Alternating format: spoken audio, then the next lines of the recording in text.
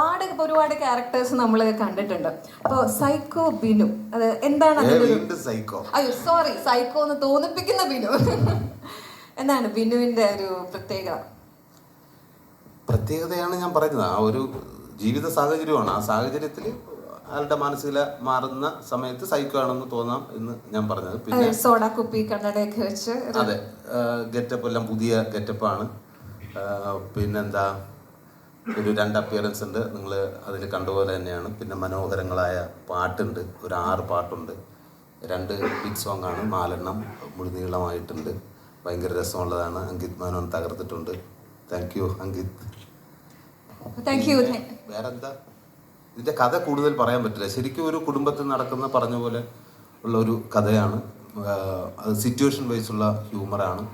അപ്പോൾ നിങ്ങൾക്ക് എന്തായാലും ഈ സിനിമ കാണുമ്പോൾ ഒരിക്കലും നിരാശപ്പെടേണ്ടി വരില്ല. അവസാനം നിങ്ങൾ ചിരിച്ച് ഹാപ്പി ആയിട്ടായിരിക്കും ഇറങ്ങുന്നത്.